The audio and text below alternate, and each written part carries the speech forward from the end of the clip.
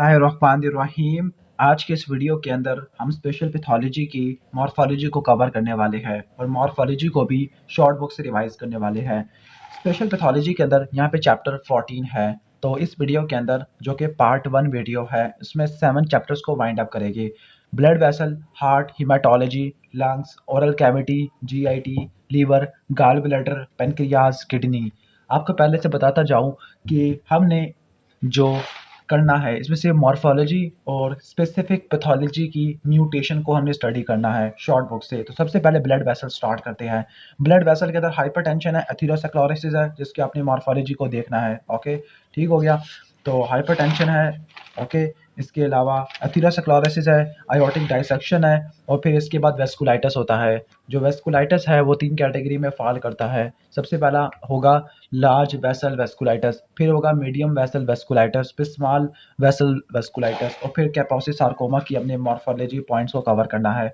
जो hypertension related blood vessel diseases are, तो number 1 morphology में आपको हाइलिन आर्टरियोस्क्लेरोसिस देखने को मिलता है। Arterio mean arteries, sclerosis mean hardening stiffening. Number 2 hyperplastic arteriosclerosis, और नंबर 3 नेक्रोटाइजिंग आर्टरियोलाइटिस। तो पहला है हाइलिन आर्टरियोस्क्लेरोसिस। हाइलिन आर्टरियोस्क्लेरोसिस के अंदर हाइलिन अपीयरेंस देखने को मिलती है, होमोजीनस पिंक हाइलिन थिकनिंग होती है। स्क्लेरोसिस मीन थिकनिंग हार्डनिंग किसकी? आर्ट्रियोलर वाल की। Number 1 homogeneous pink hyaline thickening of arteriolar wall. Number 2 जो ल्यूमिनल नैरोइंग होती है वो खत्म होना शुरू हो जाती है। किडनी के अंदर जो आर्टीरियल नैरोइंग होती है उसकी वजह से वेस्कुलर कॉम्प्रोमाइज हो जाएगा और ग्लोमेरुलर स्कारिंग होगी, जिसको ग्लोमेरुलो या नेफ्रोस्क्लेरोसिस कहते हैं। नंबर 2 है हाइपरप्लास्टिक। इसमें जो वेसल्स हैं वो ओनियन स्किन को एक्वायर करती है। ओनियन स्किन कॉन्सेंट्रिक लैमिलेटेड थिकनिंग होती है आर्टीरियल वाल की, जबकि वहाँ पर पिंक हाइलिन होमोजीनस थी। ओके, और दोनों के अंदर ल्यूमिन की नैरोइंग होती है। यहाँ पे जो लैमिनेशंस होती है उसमें स्मूथ मसल सेल होती है, थिक एंड रीडुप्लीकेटेड बेसमेंट मेम्ब्रेन होती है। नंबर 3 है नेक्रोटाइजिंग आर्टरियोलाइटिस। ओके, ये आपको मैलिग्नेंट हाइपरटेंशन में देखने को मिलता है और फिब्रिनाइट नेक्रोसिस इसका हाल मार्क है। इसके बाद एथेरोस्क्लेरोसिस है। तो यहाँ पर एक यूनिवर्सिटी क्वेश्चन भी दिया हुआ है। 24 ईयर ओल्ड और पोस्टमार्टम एग्जामिनेशन करते हैं। सीवीएस के क्वेश्चन में पोस्टमार्टम ऑटोप्सी वगैरह ज़्यादा आएगा, बायोप्सी यहाँ पर नहीं होती। तो ओके, तो टॉप्सी में पता चला कि रेस्ड येलो प्लैक है। रेस्ड येलो प्लैक एब्डोमिनल अयोर्टा के अंदर स्मोकिंग और हाइपरलिपिडीमिया की हिस्ट्री या तो एथेरोस्क्लेरोसिस डायग्नोसिस होगा। तो मॉर्फोलॉजी की बात करते हैं। मॉर्फोलॉजी में 2 चीज़ें हैं एथेरोस्क्लेरोसिस की, और जो एथेरोस्क्लेरोसिस है वो आर्टरियोस्क्लेरोसिस की ही टाइप होता है। तो मॉर्फोलॉजी की बात करते हैं तो फैटी स्ट्रेक और दूसरा होता है एथेरोस्क्लेरोटिक प्लाक। जो फैटी स्ट्रेक होता है माइन्यूट येलो फ्लैट मैक्यूल्स होते हैं, छोटे-छोटे मैक्यूल्स होते हैं जो कि इलोंगेटेड लीनियंस के अंदर जुड़ जाते हैं। असल में फैटी स्ट्रीक के अंदर लिपिड फिल्ड मैक्रोफेजेस होते हैं। नॉर्मली ये आपको एयोर्टा ऑफ इन्फेंट में देखने को मिलती है। इसके बाद एथेरोस्क्लेरोटिक प्लैक है। एथेरोस्क्लेरोटिक प्लैक में 3 चीज़ें होती है। सेल से रट्टा मार लो, सी से सेल, ई से एक्स्ट्रासेलुलर मैट्रिक्स और एल से लिपिड होता है। मॉर्फोलॉजी की बात करते हैं तो ये white to yellow raised lesions होती है, पैची लीनियंस होती है। पैच का मतलब जो इलोंगेटेड या रेस्ड नहीं होता, और इसेंट्रिक होता है, फोकल इन नेचर होता है। इसके कंपोनेंट्स ये 3 होते हैं। स्मूथ सेल में smooth muscle cell, macrophages, T cell है। ईसीएम में कोलेजन, इलास्टिक फाइबर और प्रोटियोग्लाइकान है। लिपिड्स में इंट्रासेलुलर और एक्स्ट्रा सेलुलर लिपिड्स होते हैं। इसके अलावा 2 और चीज़ें होती है like fibrovascular cap, new vascularisation और नेक्रोटिक कोर। इसके बाद अयोर्टिक डाइसेक्शन है। अयोर्टिक डाइसेक्शन के अंदर जो मीडिया होता है वहाँ पर आपको सिस्टिक डीजनरेशन देखने को मिलती है। और आपको पता है कि मीडिया में क्या-क्या चीज़ें होती है, स्मूथ मसल होती है, इलास्टिक फाइबर्स होती है और ईसीएम होता है। तो क्या होगा, स्मूथ मसल ड्रॉप आउट होना शुरू हो जाएगा, स्मूथ मसल की नेक्रोसिस होती है, इलास्टिक फाइबर की फ्रेगमेंटेशन होती है, और इन जगहों पर ईसीएम के अंदर प्रोटियोग्लाइकान की एक्युमुलेशन होती है। अब आ जाते हैं वेस्कुलाइटिस की तरफ। तो लार्ज वेसल वेस्कुलाइटिस के अंदर जाइंट सेल आर्टेराइटिस और टाकायासु आर्टेराइटिस है। जाइंट सेल आर्टेराइटिस में जो लीजन्स होती है वो ग्रैनुलोमेटस इन्फ्लेमेशन को एग्जिबिट करती है with in the inner media. Okay, तो जो लीजन्स होती है जाइंट सेल आर्टेराइटिस के अंदर और टाकायासु दोनों के अंदर ग्रैनुलोमेटस इन्फ्लेमेशन देखने को मिलती है, लेकिन यहाँ पे इन्फ्लेमेशन होगी इनर मीडिया के अंदर और वो इनर इलास्टिक मेम्ब्रेन के ऊपर चढ़ा हुआ होगा। और इसके अलावा लिम्फोसाइट की और मैक्रोफेजेस की इन्फिल्ट्रेशन होती है, ग्रैनुलोमेटस इन्फ्लेमेशन है, दैट मीन्स कि क्रॉनिक इन्फ्लेमेशन है, और मल्टी न्यूक्लिएटेड जॉइंट सेल होती है, और फाइनली इंटरनल इलास्टिक लैमिना की फ्रैगमेंटेशन देखने को मिलती है। टाकायासु आर्टराइटिस ये एओर्टिक आर्च और आर्च वेसल को इन्वॉल्व करता है, ओके, जबकि जॉइंट सेल आर्टेराइटिस या जिसको टेम्पोरल आर्टेराइटिस कहते हैं, टेम्पोरल आर्टरी को इन्वॉल्व करता है, ठीक है। अब इसके अंदर एडवेंटिशिया के अंदर मोनोन्यूक्लियर इन्फिल्ट्रेट होती है, या फिर मोनोन्यूक्लियर इन्फ्लेमेशन हो सकती है, या फाइनली ग्रैनुलोमेटस इन्फ्लेमेशन होती है, जिसमें जॉइंट सेल होगा और पैची मीडियल नेक्रोसिस होगा, ओके। तो जो इन्फ्लेमेशन होगी, इन्फ्लेमेशन के साथ साथ आपको वेसल वॉल की रेगुलर थिकनिंग देखने को मिलती है, इंटीमल हाइपरप्लेजिया, एडवेंटिशियल फिब्रोसिस है। नेक्स्ट है पॉलीआर्थराइटिस नोडुजा, या आर्थराइटिस नहीं है, आर्टराइटिस है।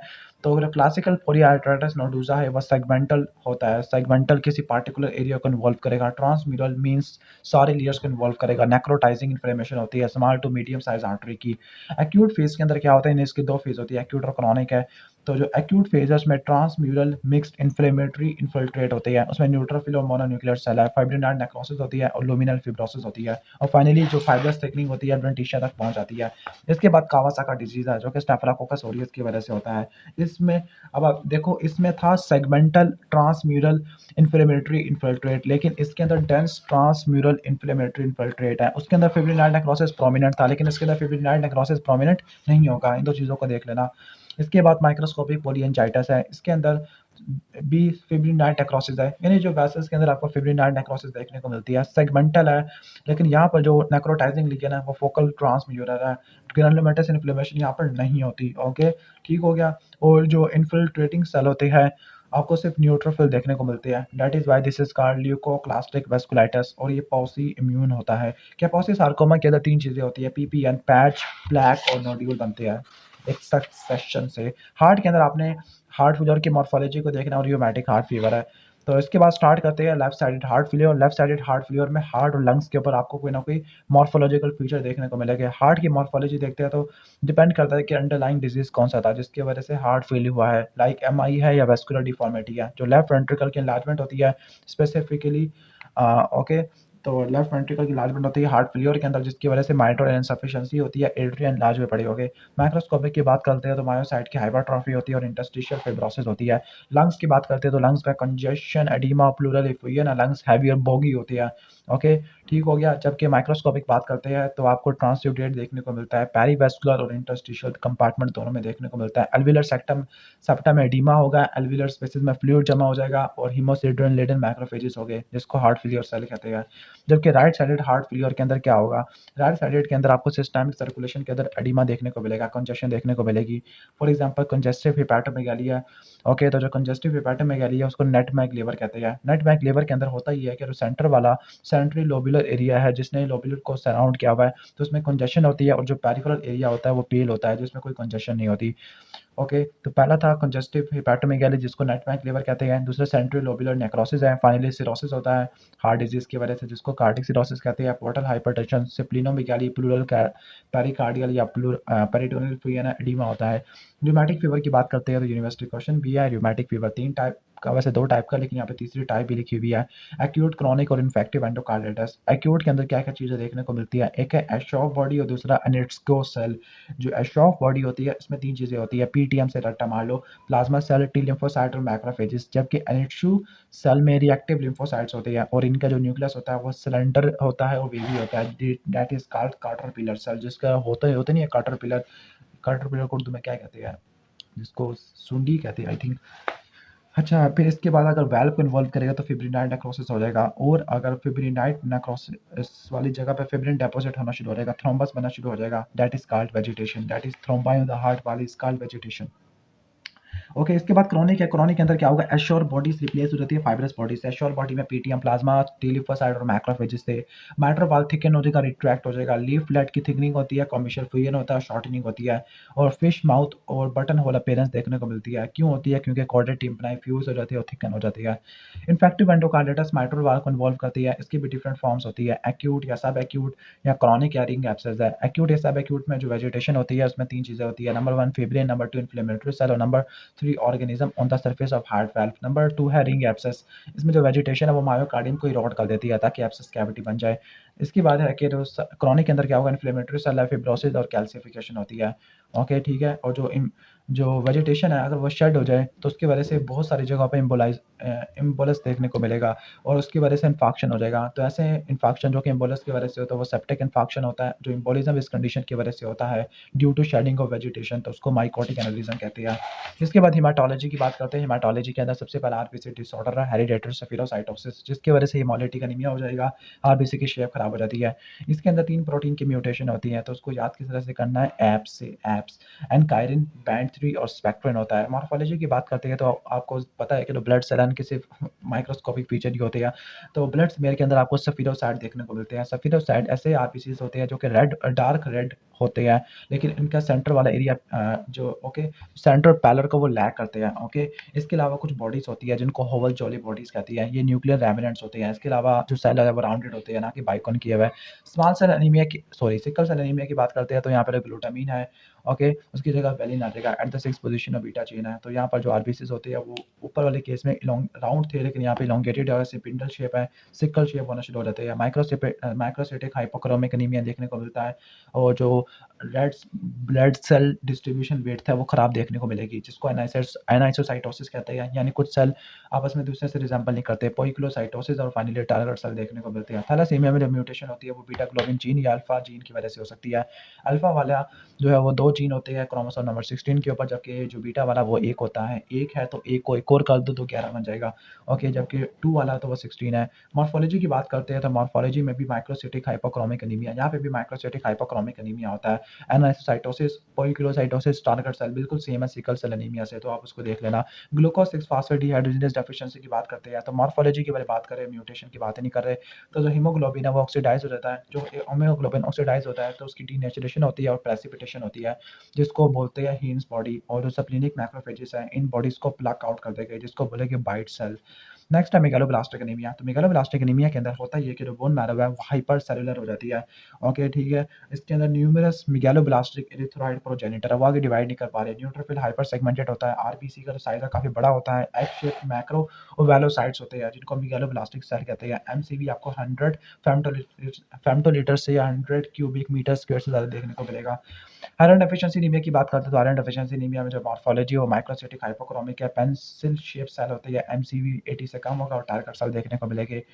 अब बारी है व्हाइट ब्लड सेल डिसऑर्डर की। तो व्हाइट ब्लड सेल डिसऑर्डर में एएलएल और सीएलएल है, एक्यूट लिम्फोइड ल्यूकेमिया और क्रॉनिक लिम्फोइड ल्यूकेमिया। तो एक्यूट लिम्फोइड ल्यूकेमिया के अंदर जो म्यूटेशन होती है वो नॉच 5 में और पैक्स 5 में होती है। मॉर्फोलॉजी की बात करते हैं, उसके अंदर भी हाइपर सेलुलर था, यहाँ पे भी हाइपर सेलुलर मैरो है, लेकिन यहाँ पे जो माइलोपेरोक्सीडेज एंजाइम नेगेटिव है, पीएस पॉजिटिव ग्लाइकोजन ग्रैन्यूल है, माइटोटिक रेट काफ़ी ज़्यादा है, कैंसर को इंडिकेट करता है और बी सेल मार्कर मौजूद हो गए लाइक CD19, 10 और 22।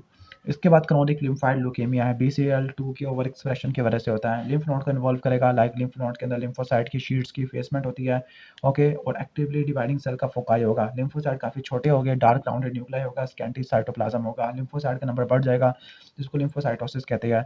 ओके, और यहाँ पर जो लिम्फोसाइट्स है वो फ्रेजाइल होते हैं और जो स्मेयर बना रहे होते हैं तो वो डिसरप्ट होकर समझ सेल बनाते हैं। इसके ट्यूमर मार्कर CD5 और CD20 है, जबकि यहाँ पर 22, 10 और 19 है, किसके, वाइट ब्लड सेल डिसऑर्डर के। इसके बाद एक्यूट माइलॉइड ल्यूकेमिया AML है, पहले ALL पढ़ा था, फिर CLL पढ़ा, अब AML पढ़ा है। तो यहाँ पर ट्रांसलोकेशन होती है 15 और 17 की होती है on the chromosome number 17 to 15। Okay, तो 15 और 17 को आप रट्टा मार लो। मॉर्फोलॉजी की बात करते हैं तो यहाँ पे निमोनिक AML है, तो AML तो A से और रोड है, MPO से MPO पॉजिटिव, L से ल्यूकेमिया होगा। जो माइलॉइड ब्लास्ट सेल्स है या प्री माइलोसाइट्स है 20% से ज़्यादा देखने को मिलेंगे। माइलोब्लास्ट के अंदर क्रोमेटिन काफ़ी ज़्यादा फाइन होता है, डेलिकेट होता है, एज़िरोफिलिक ग्रैन्यूल्स आपको देखने को मिलेंगे। ओके, बाकी EML और रॉड्स होगा, माइलोपेरोक्सीडेज पॉजिटिव होगा और इसके भी कुछ ट्यूमर मार्कर लिखे हुए हैं। CML होता है 19 और 22 ट्रांसलोकेशन की वजह से। पेरिफेरल स्मीयर के अंदर न्यूट्रोफिल, माइलोसाइट, मेटामाइलोसाइट, बेसोफिल, इओसिनोफिल हो गए, हाइपर सेलुलर बोन मैरो होगा, एक्स्ट्रा मेडुलरी हेमाटोपोइसिस भी होगा। बर्किल लिम्फोमा यूनिवर्सिटी क्वेश्चन है, नॉन-हॉजकिन और नॉन-हॉजकिन को आपने डिफरेंशिएट करना होता है। तो T8 और 14 की ट्रांसलोकेशन है, 8 और 14 की वजह से बर्किल लिम्फोमा होता है, 9 और 22 की वजह से क्रोनिक माइलॉइड ल्यूकेमिया होता है, जबकि एक्यूट माइलॉइड ल्यूकेमिया 15 और 17 की वजह से होता है। इन सबको आपने डिफरेंशिएट कर लेना। ओके, बर्किल लिम्फोमा के अंदर क्या होगा, ट्यूमर सेल होगी वो इंटरमीडिएट इन साइज होती है, न्यूक्लियस राउंड ओवल होता है, स्मॉल लिपिड फिल्ड वैक्यूल्स होते हैं, वेरी हाई प्रोलिफरेशन रेट और अपोप्टोसिस है, स्टेरिस का अपीयरेंस होती है। ओके, इसके बाद है multiple myeloma. Multiple myeloma plasma cell का कैंसर होता है। ओके, ठीक है। तो यहाँ पर क्या होगा, मल्टीपल डिस्ट्रक्टिव स्केलेटल लेजन्स होती है, पंच आउट बोनी डिफेक्ट होगा, माइलोमा नेफ्रोसिस होगा। ओके, क्योंकि जो बी सेल है वो बोन मैरो से मैच्योर होते हैं। ओके, तो आपको इनका कहाँ से देखने को मिलेगा, बोन मैरो की एबनॉर्मेलिटी देखने को मिलेगी, like destructive skeletal lesion, punch out bony defect है। ओके, इसके अलावा मल्टीपल माइलोमा नेफ्रोसिस है, जिसको बोलते हैं बेंस जोन्स प्रोटीन है, लाइट चेन अमाइलाइडोसिस भी होता है, प्लाज्मा सेल का कैंसर है। इसके बाद हॉजकिन लिम्फोमा है।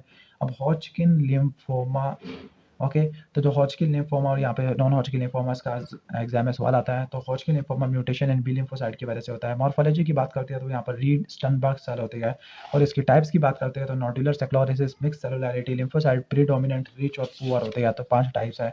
मॉर्फोलॉजी की बात करते हैं तो यहाँ पर रीड स्टनबर्ग सेल होते हैं, जो कि बाई न्यूक्लियेट सेल होते हैं, दो न्यूक्लियस होते हैं, लार्ज इंक्लूजन है, फॉर एग्जांपल न्यूक्लियर आई होगा, अबेंडेंट साइटोप्लाज्म होगा, सराउंड करने वाला लिम्फोसाइट या मैक्रोफेजेस होते हैं, और इओसिनोफिल होता है। 2 मिरर लाइक न्यूक्लियर लॉस होते हैं हर साइड के ऊपर।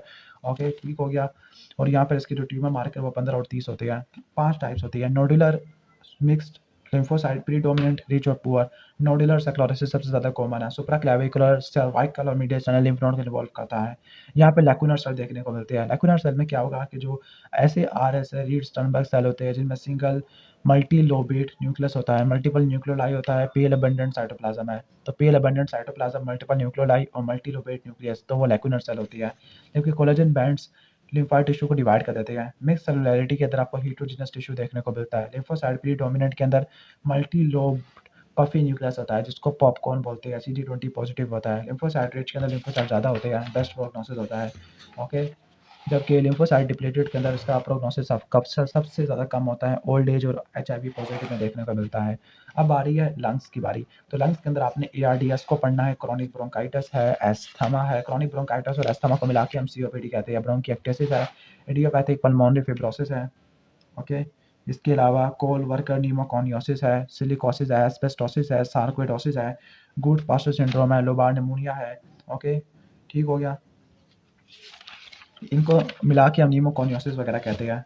ओके, फिर हमने लोबार निमोनिया की मॉर्फोलॉजी वगैरह को देख लेना है, प्राइमरी ट्यूबरकुलोसिस, ब्रोंकोनिमोनिया। तो लंग्स वाला चैप्टर काफ़ी ज़्यादा इंपॉर्टेंट है। ओके, तो स्टार्ट करते हैं ARDS से। तो ARDS में क्या होगा, ARDS है एक्यूट रिस्पिरेटरी डिस्ट्रेस सिंड्रोम। तो इसकी ग्रॉस और माइक्रोस्कोपिक आपको दोनों में देखने को मिलेगी। एक्यूट रिस्पिरेटरी डिस्ट्रेस सिंड्रोम के अंदर लंग्स काफ़ी ज़्यादा एडिमेटस, बोगी, हाईवी होते हैं और डार्क रेड होते हैं। माइक्रोस्कोपिक बात करते हैं तो यहाँ पर कैपिलरी कंजेशन होती है। ओके, और यहाँ पर इंट्रा एल्वियुलर, पेरीवेस्कुलर, इंटरस्टिशियल, इन सब जगह पे आपको एडीमा देखने को मिलेगा और सेप्टम खत्म होना शुरू हो जाएगा। कैपिलरीज के अंदर न्यूट्रोफिल की एक्युमुलेशन होती है, हाइलिन मेम्ब्रेन्स की फॉर्मेशन होती है, ऑर्गेनाइजिंग स्टेज के अंदर टाइप 2 वाले प्रोलिफरेट करती है। ओके, अब आ रही है एम्फीसीमा की। एम्फीसीमा में ग्रोसली क्या होते हैं, लंग्स वॉल्यूमिनस होते हैं, एपिकल ब्लैप्स होते हैं और बड़े बड़े एल्विलाई होती है। जो लार्ज एल्विलाई है उनको सेपरेट करने वाला थिन सेप्टा होता है, सेंट्रियस इनर फिब्रोसिस होती है। एल्विलर वाल की डिस्ट्रक्शन होती है लेकिन कोई फिब्रोसिस नहीं होती, जिसकी वजह से दो एयर स्पेस मिलके एक बड़ी एयर स्पेस बना लेती है, एयर स्पेस इनलार्ज हो जाती है। और यहाँ पर जो पोर्स होते हैं वो इतने ज़्यादा बढ़ जाते हैं कि जो सेप्टा है वो फ्लोटिंग करता हुआ नजर आता है। That is why this is club shaped ended.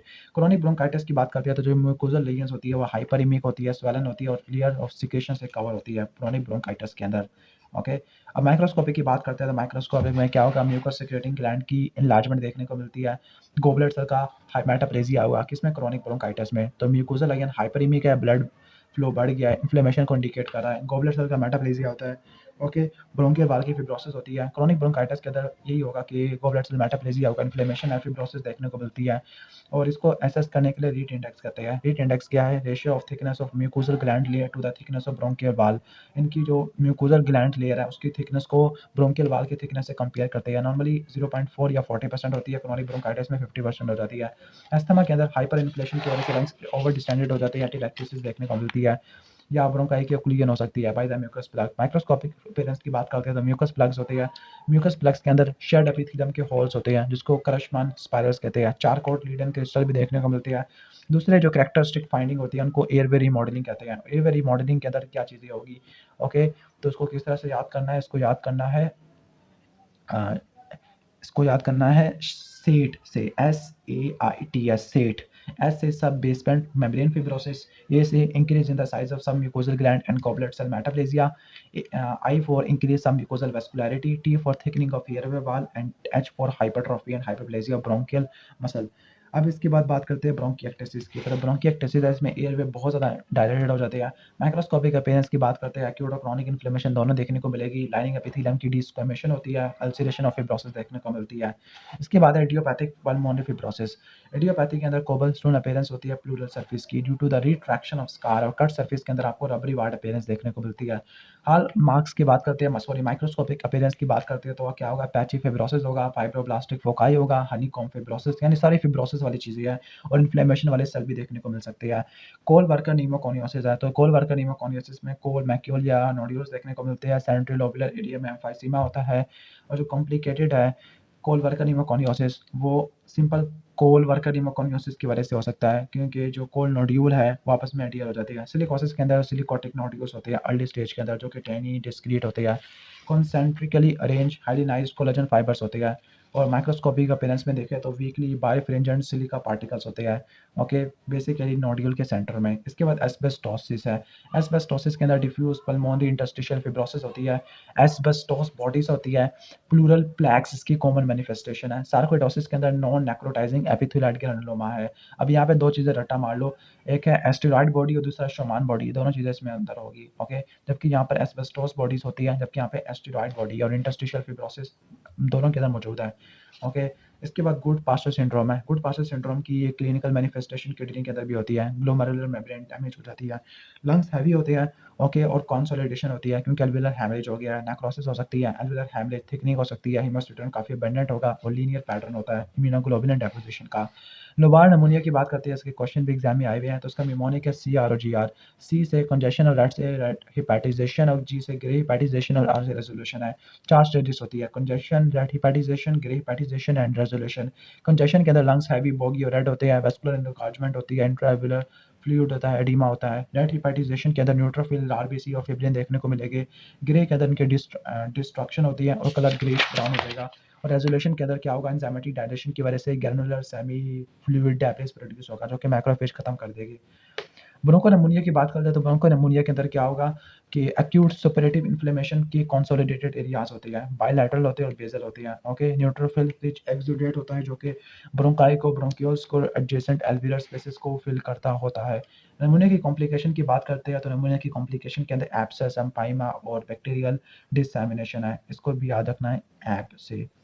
Pulmonary या प्राइमरी ट्यूबरक्लोसिस है, तो प्राइमरी ट्यूबरक्लोसिस के अंदर गोन फोकस होगा तो वो ग्रे वाइट इन्फ्लेमेटरी कंसोलिडेशन होती है। गोन फोकस असल में होता है पैरेन्काइमल और नोडल लीजन को मिलाने से, जबकि रनकी कॉम्प्लेक्स गोन फोकस और फिब्रोसिस और कैल्सिफिकेशन को मिला दो, और जो इन्फ्लेमेटरी रिएक्शन है वो केजिएटिंग और नॉन केजिएटिंग में आपको देखने को मिलता है, ओके, ठीक हो गया। और उसमें एपिथेलियाइड हिस्टियोसाइड होते हैं, मल्टी न्यूक्लिएटेड जाइंट सेल होते हैं। स्कैंडल ट्यूबरक्लोसिस के अंदर वाइट टू येलो एरियाज होते हैं, सेंट्रल केजिएशन और पेरिफेरल फाइब्रोसिस होती है। माइक्रोस्कोपिक अपीयरेंस के अंदर क्वालिसेंट ट्यूबरकल्स हो गए, ओके, सेंट्रल केजिएशन है। वैसे ट्यूबरक्लोसिस की सेम मॉर्फोलॉजी है। इंपॉर्टेंट टॉपिक की तरफ आ रही है, लंग्स का ट्यूमर एडिनोकार्सिनोमा होता है TB53 केरास और EGFR की वजह से होता है। मॉर्फोलॉजी की बात करते हैं, पेरिफेरी में मौजूद होते हैं 4 पैटर्न्स होते हैं, APMS, ओके, APM, ओके, वैसे AMP होना चाहिए था। एसिनार पेपिलरी म्यूसिनस और सॉलिड होता है, ओके। एटिपिकल एडिनोमेटस हाइपरप्लेजिया होगा, मोनोलेयर के फॉर्म में ग्रो करेगा, जो कि स्कैफोल्ड के फॉर्म में प्रोटेक्शन देगा। स्क्वेमस सेल के अंदर TB53 दोनों में है, GRM8 और BAI3 होता है। मॉर्फोलॉजी की बात करते हैं, वो पेरिफेरली लोकेटेड है जबकि सेंट्रली मौजूद है। वो डिफरेंशिएटेड होता है, एटिपिकल एडिनोमेटस हाइपरप्लेजिया होता है, जबकि यहाँ पर वेल डिफरेंशिएटेड होता है। केराटिन पल्स होती है, इंटरसेलुलर ब्रिजेस होते हैं, स्क्वेमस मेटाप्लेजिया होता है, कॉलीफ्लावर लाइक इंट्रापेरेन्काइमल मैसेज होते हैं। लार्ज सेल कार्सिनोमा की बात करते हैं, इसमें भी TP53 और EFGR है। अनडिफरेंशिएटेड मैलिग्नेंट एपिथेलियल सेल होते हैं, प्रोमिनेंट न्यूक्लियोलाई होता है, साइटोप्लाज्म मॉड्यूलेट होता है। स्मॉल सेल कार्सिनोमा की बात करते हैं, इसमें TP53 है। TP53 सब में आ रहा है, पेल ग्रे लोकेटेड मैस है। अब यहाँ पर सबसे इंपॉर्टेंट है वो है साल्ट एंड पेपर अपीयरेंस है, ओके। जो ट्यूमर्स होते हैं वो राउंड टू फ्यूजिफॉर्म शेप होते हैं, फाइन ग्रैनुलर क्रोमैटिन होता है, न्यूक्लियर मोल्डिंग होती है due to apposition of tumour cell. इसके बाद ओरल कैविटी एंड जीआईटी की तरफ चलते हैं। तो ओरल कैविटी के अंदर ल्यूकोप्लेकिया, रेट्रोप्लेकिया पढ़ना है। ल्यूकोप्लेकिया के अंदर जो लीजन होती है वो वाइट पैच होता है, स्मूथ होता है, जिसकी बॉर्डर्स वेल डिमार्केटेड होती है और एलिवेशन ना होने के बराबर होती है। एरिथ्रोप्लेकिया के अंदर रेड वेलवेटी इरोडेड लेयर्स होती है जो कि इरेज्ड होती है थोड़ी बहुत। माइक्रोस्कोपिक अपीयरेंस की बात करते हैं तो ये हाइपर केराटोसिस से डिस्प्लास्टिक चेंजेस की तरफ आते हैं। फाइनली कभी कभार कार्सिनोमा इन साइटो बना सकती है। प्लियमॉर्फिक एडिनोमा का निमोनिक है REC रिकार्ड।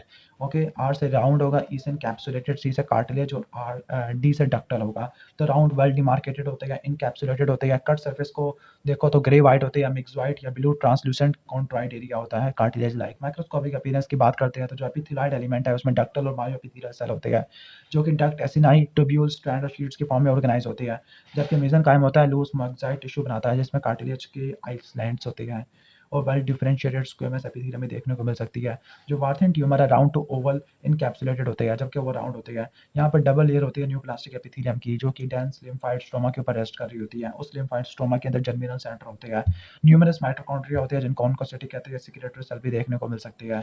अब आती है जीआईटी की बारी। तो पहला रिफ्लक्स इसोफेजाइटिस, जर्ट के अंदर हाइपरीमिया होता है, इओसिनोफिल स्क्वेमस म्यूकोसा में रिकरेक्ट करते हैं और इसके बाद न्यूट्रोफिल होती है, बेसल जोन का हाइपरप्लेजिया होता है और लैमिना प्रोप्रिया की पैपिलाई इलोंगेट होना शुरू हो जाती है, specifically third part of oesophagus में। बैरेट इसोफेगस ये क्या होता है कि टंग या पैचेस होते हैं रेड वेलवेटी म्यूकोसा के, extending from the gastroesophageal junction है। मेटाप्लास्टिक म्यूकोसा नॉर्मल म्यूकोसा से अल्टरनेट करता है। नॉर्मल म्यूकोसा प्रॉक्सिमली मौजूद होता है स्क्वेमस म्यूकोसा, जबकि जो डिस्टल होगा वो लाइट ब्राउन कलर म्यूकोसा होगा। माइक्रोस्कोपिक अपीयरेंस की बात करते हैं तो इंटेस्टिनल मेटाप्लेजिया है और गोबलेट सेल होता है और भी इंटेस्टिनल वाले। एडिनोकार्सिनोमा ऑफ इसोफेगस है, distal one third of oesophagus से निकलेगा। अर्ली लीजन्स फ्लैट और रेस्ट होती है जबकि लेट लीजन्स एक्सोटिक मैसेज बनाती है। माइक्रोस्कोपिक अपीयरेंस की बात करते हैं तो म्यूसिन प्रोड्यूसिंग ग्लैंड्स होती है। ओके, और आपको सिग्नल सेल देखने को मिलते हैं। स्क्वेमस सेल कार्सिनोमा की बात करते हैं तो ये मिडिल वन थर्ड है, ग्रे वाइट ब्लैक थिकनिंग होती है, पोलीपॉइड मैस होता है। माइक्रोस्कोपिक अपीयरेंस की बात करते हैं तो स्क्वेमस डिस्प्लेसिया से राइज करता है। अब गैस्ट्राइटिस है, गैस्ट्राइटिस के अंदर सरफेस एपिथेलियम इंटैक्ट होती है, फोवुलर सेल का हाइपरप्लेजिया होता है, म्यूकोसल डैमेज होता है, इरोजन और हैमरेज होता है और गैस्ट्राइटिस वगैरह होता है। क्रोनिक गैस्ट्राइटिस में दो टाइप आती है, हेलिकोबैक्टर और ऑटोइम्यून। हेलिकोबैक्टर होगा निमोनिक या पेंसिल, पी से पीट एब्सेस होगा, ई से एरिथ्रोमेटस इंट्रल म्यूकोसा, एन से नोडुलर अपीयरेंस, एस से सब एपिथेलियल प्लाज्मा सेल, आई से इंट्राएपिथेलियल न्यूट्रोफिल और एल से लिम्फोसाइट एग्रीगेट जिनको माल्ट कहते हैं। ऑटोइम्यून के अंदर ऑक्जेंटिक सेल के खिलाफ एंटीबॉडी बनती है, डिफ्यूज एट्रोफी होती है। ओके, यानी जो ऑक्जेंटिक म्यूकोसा होता है वो थिन होता है, ल्यूगल फोल्ड खत्म हो जाती है। लिम्फोसाइट मैक्रोफेजेस प्लाज्मा सेल की इन्फिल्ट्रेशन होती है, पेराइटल चीफ सेल सारे के सारे मर जाएंगे और इंटेस्टिनल मेटाप्लेजिया होता है।